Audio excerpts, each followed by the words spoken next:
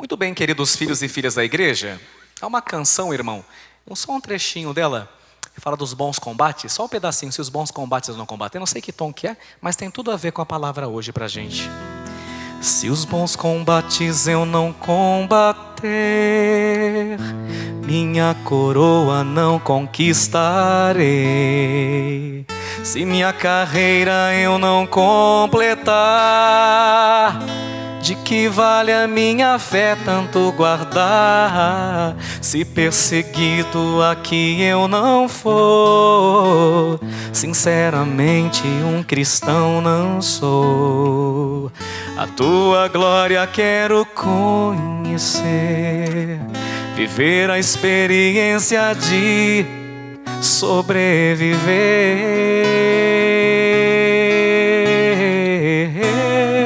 É só esse trecho. Vejam, a palavra, a primeira leitura de nosso querido São João nos diz assim: caríssimos, pode continuar o violão, irmão? Caríssimos, desde já somos filhos de Deus. Coisa bonita, olha que coisa bonita, gente. Vamos falar essa palavra, porque essa palavra é libertadora. Diga comigo com fé: desde já somos filhos de Deus. Somos filhos de Deus. Essa é uma boa notícia, sim ou não? Sim. Como diz o Padre Carlinhos, né? Sim ou não? Sim. É uma boa pedagogia do Padre Carlinhos, né? Sim ou não? Sim. Desde já somos filhos de Deus.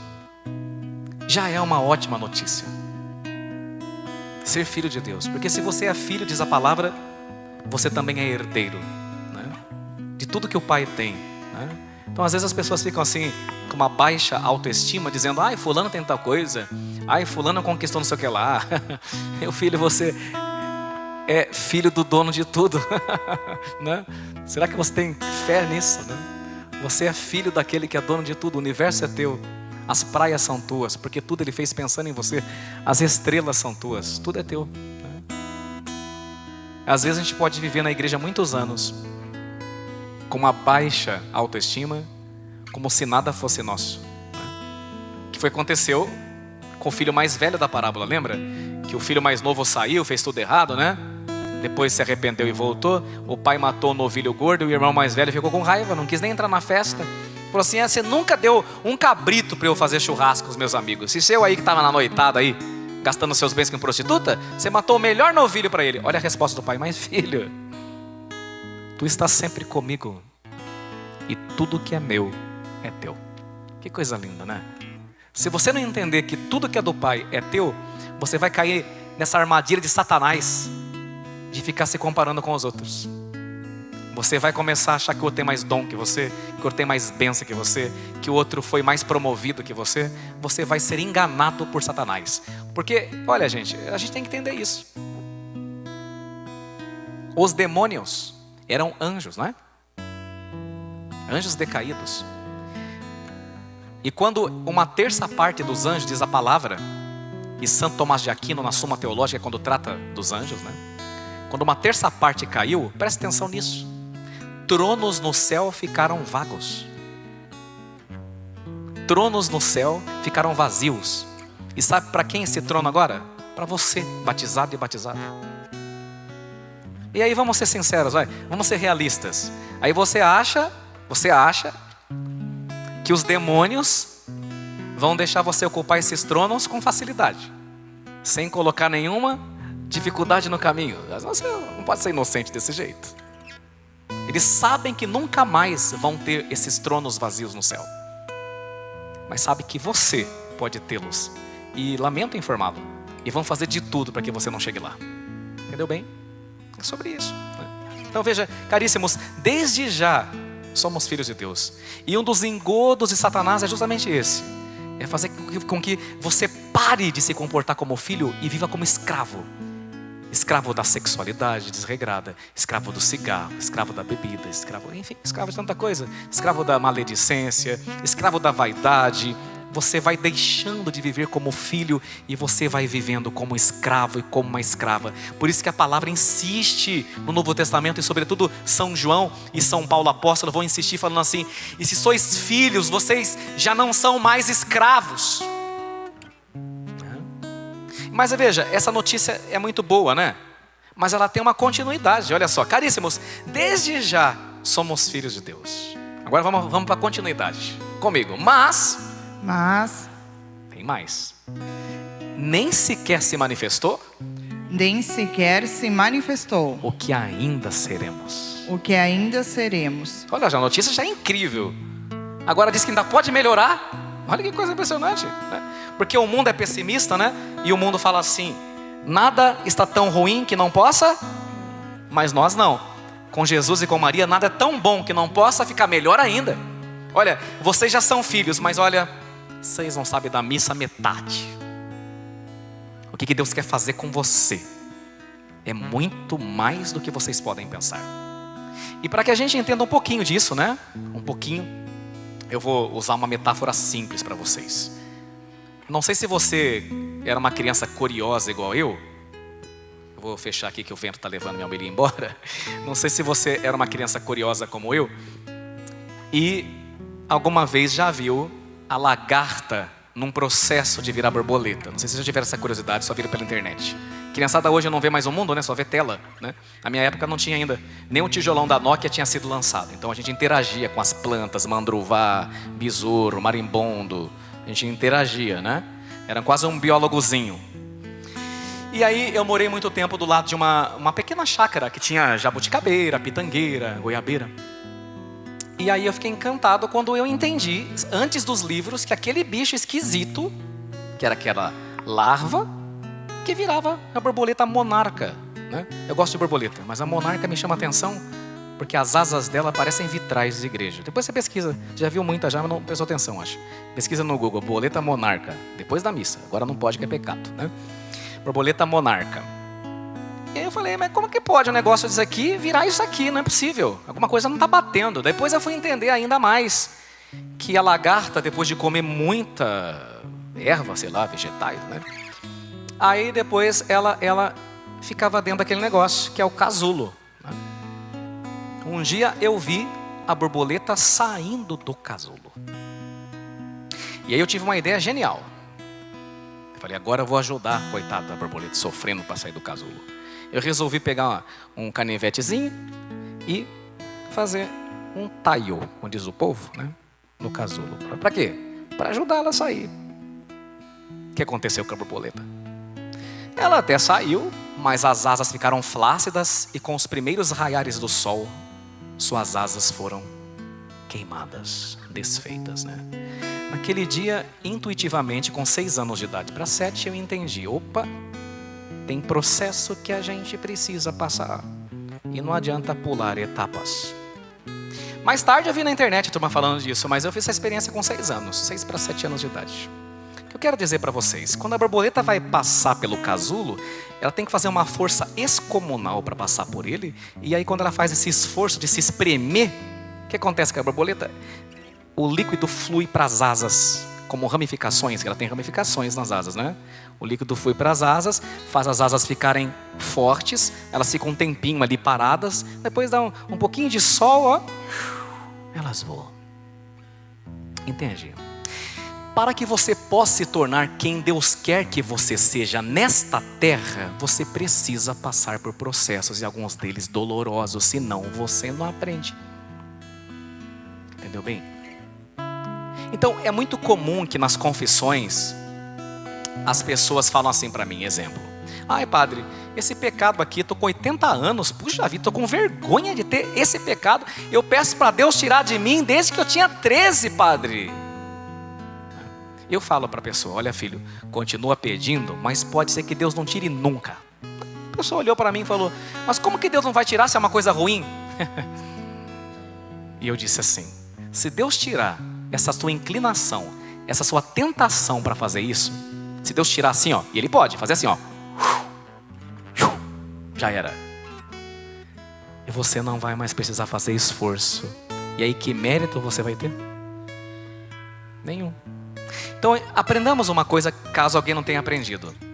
Deus gosta de ver seus filhos lutando. Porque porque é lutando que nós desenvolvemos as potencialidades que estão dormentes em nós e nos tornamos aquilo que Deus quer que nós sejamos. Se Deus removesse num passe de mágica, desculpe a sinceridade, nós íamos virar um pudim de molenga, uma pamonha, no sol. Assim como quando nós vamos fazer exercício físico, os exercícios não requerem que hajam microlesões para que os músculos possam vir. Não dizem a turma, os bodybuilders, eles não falam assim, no pain, no gain. Sem dor não há ganho. No mundo físico, no mundo espiritual é a mesma coisa. Então pode acontecer de um jovem ou uma jovem ter uma tendência homossexual, por exemplo. O homossexualismo, a prática homossexual é pecado. E sempre vai ser, viu? Tem umas pessoas falando aí que não, sempre vai ser. A prática é. A homossexualidade é uma coisa, o homossexualismo é outra, né? Então, aí a pessoa fala assim, mas padre, eu continuo tendo essa inclinação a gostar de pessoas do mesmo sexo. E ela pergunta assim para mim, Deus não pode tirar? Eu respondo, pode, não passe de mágica, mas provavelmente não vai. Porque Ele quer que você viva a castidade num processo de luta. Se você não se esforça, você não cresce na graça, você não cresce espiritualmente. Então, caso você não tenha entendido, deixa eu falar porque é meu papel. Há certas tentações e limitações tuas que Deus não removerá, porque Ele quer que você lute contra elas e desenvolva a santidade. Está entendendo bem? É isso. Então por isso que São João vai falar, né, de maneira magnífica. Olha, desde já somos filhos de Deus, mas nem sequer se manifestou o que nós ainda seremos. São João está falando de uma coisa que um xará dele, né, um onosmático dele chamado mais tarde, São João Crisóstomo, vai ensinar, que é essa palavra aqui, ó. Vocês não têm obrigação de saber, porque acho que todos aqui não fizeram teologia, suponho. Então não tem obrigação de saber. A palavra é essa, vamos dar um close aqui nessa câmera. São João Crisóstomo, tá vendo aí quem está em casa? Deixa eu cobrir minha cara aqui, ó. Essa palavra, você consegue focar um pouco aí a turma? Então veja, theosis, theosis. Se você tirar o is aí do final, vai ficar theos. E theos em grego significa Deus. Por isso, teologia, ciência que versa sobre Deus, correto? Agora, se você falar isso que está escrito aí na sua tela, theosis, sabe o que significa isso aqui? Tem duas palavrinhas na língua portuguesa. Deificação ou divinização. São João Crisóstomo, pode mudar para outra câmera, por favor? Pode mudar para outra câmera, por favor. A turma que está na edição lá embaixo. Então veja, mudem de câmera, por favor. São João Crisóstomo vai falar assim: o verbo da vida iniciou um processo de divinização do ser humano, de deificação do ser humano. Isso é uma coisa muito forte. Não sei se você viu como isso aqui é uma coisa séria. Quando o verbo se fez carne e habitou entre nós, e começou o processo de nossa salvação, de nossa redenção, Ele iniciou um processo de divinização do homem e da mulher. Você escutou bem? Chama-se deificação do homem e da mulher. Então, o que acontece isso? Você já está salvo? A resposta é sim, eu estou salvo em Jesus Cristo. Só que agora eu tenho que desenvolver esta salvação em mim, porque eu estou num processo de deificação, de divinização da minha humanidade. E isso é tão verdade que Deus concedeu uma graça para o homem e para a mulher que os bichinhos não têm, por mais que vocês não gostem, mas os animais não têm, que é uma alma imortal. A vida eterna é uma coisa que só Deus tem, os animais não têm. Por que não? Porque os animais não são deificados, divinizados. Você sim. Está entendendo bem? Então nós estamos num processo de divinização. E se você duvida, vai pesquisar o assunto. São João Crisóstomo. Agora, muita gente não entende esse processo. A espiritualidade católica não é apenas um momento em nossas vidas, mas é um processo que começa no dia do nosso batismo e continua por toda a nossa vida. Esse é o processo de deificação do homem, de divinização do homem. Então, o pecado original não foi apenas uma má escolha de nossos ancestrais. Foi mais do que isso. O pecado original foi uma reclamação recusa em ascender, subir ou progredir em direção a Deus. Adão e Eva, quando pecaram, quiseram se tornar tão poderosos quanto Deus, ao invés de entrar nesse processo de subir ao paraíso celeste e serem divinizados pelo Senhor. Você entendeu? Muita gente também não sabe disso muitas vezes e faz confusão, né? Se Adão e Eva não tivessem sido reprovados pela desobediência, eles teriam tido uma transição serena para o paraíso celeste, porque ali não era o paraíso celeste, ali era o paraíso terrestre, e subiriam sem dor, sem trauma, sem doença para o paraíso celeste, pois ganhariam o prêmio da visão beatífica. Que significa isso? Ver Deus face a face, que é a felicidade máxima. Você entende bem? Durante o tempo de Moisés, a terra prometida foi encontrada do outro lado do deserto. Não foi isso? O povo andou quantos anos no deserto? 40 anos. Deus vai falar no Salmo: 40 anos desgostou-me aquela raça, e eu disse: eis um povo transviado, seu coração não conheceu os meus caminhos, e por isso lhes jurei na minha ira, não entrarão no meu repouso prometido. Agora veja que interessante, a terra prometida só podia ser encontrada do outro lado do deserto. Não é diferente hoje também. No caminho para Deus, no caminho para o céu, você não chega lá se você não aprender a atravessar os teus desertos. E no deserto, quem é que a gente encontra? Vocês lembram quem? Além do Espírito Santo, que nos leva para lá. O demônio. Não foi? Jesus foi tentado quantos dias? 40 dias. Onde? No deserto. Você não vai chegar ao paraíso se você não atravessar os teus desertos e vencer as tentações de Satanás. Nosso caminho para Deus também é uma travessia pelo deserto. E por isso, meu filho e minha filha, há necessidade de luta, disciplina, paciência e uma verdadeira guerra contra as tuas paixões desencontradas que estão dentro de você. E nem todos conseguem, porque muitos caem na armadilha de Satanás e não conseguem chegar ao paraíso. Você entendeu? Você não vai para o céu se você não aprender a atravessar o deserto. E às vezes não é um só, viu? São vários. Entendeu bem? Vocês se lembram quando São Paulo tinha uma limitação que ninguém sabia o que é? Aliás, até hoje ninguém sabe. Ele rezou para Deus remover da vida dele 3 vezes. E o Senhor falou: não vou remover, porque basta-te a minha graça, porque na tua fraqueza que a minha força se manifesta. É isso. Certas limitações você vai ter com muita ascese. O que é ascese? Disciplina, espiritualidade, confissão, jejum, penitência, fazendo uma guerra contra você mesmo, porque o teu pior inimigo é você. É você que se sabota, é você que deixa a preguiça falar mais alto. Lutar contra você e enfrentar deserto adentro, porque a terra prometida é do outro lado. Mas não tem como chegar lá sem atravessar esses desertos. Eu espero ter respondido essa pergunta que as pessoas me fazem. Por que esse pecadinho aqui Deus não removeu? Essa tentação minha Deus não removeu? Deus quer te ver lutando. Lutando contra isso. E quando você quer muito uma coisa, que é pecado, mas por amor a Deus você não faz, Deus lá em cima sorri, olha para você e fala: olha meu filho, olha minha filha, como Ele me ama. Ele até quer, mas não faz, porque sabe que isso me desagrada. E Deus envia mais graça ainda sobre você. Entendeu a diferença? É sobre isso. Agora, para concluir, qual que é a diferença filosófica entre coisas e gente?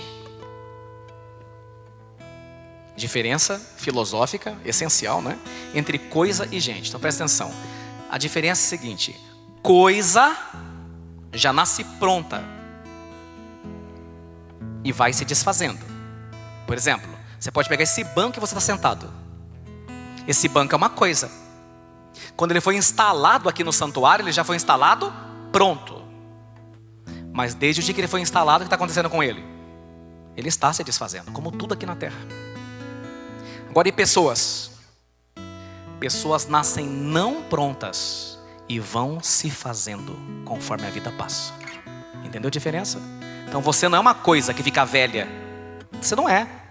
Você é alguém que está sendo produzido, feito, trabalhado pelo Pai, no Espírito Santo, pelo Filho Jesus Cristo. Ou seja, você é uma obra contínua da Santíssima Trindade. E esse processo de conversão vai durar toda a tua vida. Você não está pronto, eu também não estou. E se estivéssemos, estaríamos agora no paraíso. A gente não está pronto, falta chão. Sabe aquilo que a nossa avó falava? Erva ruim, geada não mata. Vaso ruim, não quebra. Tem um quê de verdade nisso? É porque não estou pronto ainda para ir para o céu. Você está entendendo? Por que às vezes o bandido lá, toda a polícia seguindo o bandido, dá um tiro no peito do bandido, pega na tampa da caneta Bic e não mata? Porque Deus está dando uma chance para aquele bandido se converter, porque ele não está pronto ainda. Entendeu bem? Gente muito perfeita, muito santinha. Santa no bom sentido, não estou falando pejorativo não. Gente santa, gente está pronta. Olha para Filomena. Quantos anos ela foi para o céu? 13 anos de idade. Já estava pronta. Você entendeu como a gente está longe? 13 anos, está na glória, no paraíso. A gente fala, Santa Filomena que reinais na glória, rogai por nós. Que maravilha, né? E a gente? A gente falta chão. E isso é uma coisa boa. Você não está pronto ainda. Deus está trabalhando em você. Por isso que eu brinco com a turma. Toda vez que eu vou para shopping, obra pública, e coloco assim, desculpe o transtorno, estamos em obras, eu tenho vontade de pendurar no meu pescoço aquela placa. Pegar, roubar do shopping lá, que é pecado, né? Rouba lá, bota no pescoço, eu vou andar com isso aqui. Que quando alguém fala assim, o senhor não é o padre que eu gostaria, eu não sou nem para mim. Nem para mim. Tá? E quando seu filho fala também, você não é a mãe que eu queria ter, pendura a placa do shopping, desculpa o transtorno, estou em obra. Estamos em obra, né? Sabe quando você está na rodovia, aí começa o gargalo, os carros começam tudo a ficar ali, você olha lá, homens trabalhando, estamos em obras. A gente devia botar aqui, Espírito Santo trabalhando, estou em obras. Paciência, e essa frase é ótima. Desculpe o transtorno, porque eu vou transtornar vocês, não estou pronto ainda. Você entendeu o que quer dizer a palavra? Caríssimos, desde já somos o que mesmo? Já esqueceram. Desde já somos filhos de Deus, mas nem sequer se manifestou ainda aquilo que ainda seremos. Olha que coisa bonita. Deus está trabalhando em você, Deus está trabalhando em nós. Então eu não sou ainda o padre que Deus quer que eu seja. E nem você é o marido, o filho ou a filha que seu esposo, que sua mãe e seu pai querem que você seja. Porque o Espírito Santo está trabalhando em você. E é preciso ter paciência com o processo. Porque tirar a borboleta do casulo achando que está ajudando, não ajuda. Só faz com que ela morra mais cedo. Entendemos bem? João Batista hoje diz, eis o Cordeiro de Deus, que faz o que mesmo? Tira o pecado. Ele é o Cordeiro que tira o pecado do mundo. É verdade. Mas nós temos que colaborar com Ele, né? Dia a dia. Deixando que a graça corrija em nós aquilo que não está correto. Deixando que o Espírito Santo trabalhe em nós. Para que quando Ele voltar na glória, as trevas sejam vencidas e todo o pecado do mundo seja exterminado.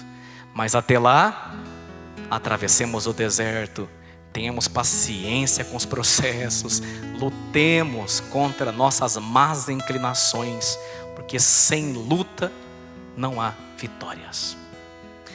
Se os bons combates eu não combater, minha coroa não conquistarei. Se minha carreira eu não completar, de que vale a minha fé tanto guardar? Se perseguido aqui eu não for, sinceramente um cristão não sou. A tua glória quero conhecer, viver a experiência de sobreviver.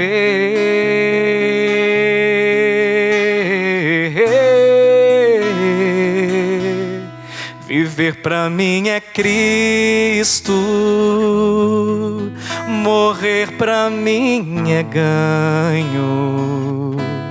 Não há outra questão quando se é cristão, não se para de lutar. Triunfarei sobre o mal, conquistarei troféus. Não há outra questão quando se é cristão, não se para de lutar. Até quando? Até chegar ao céu.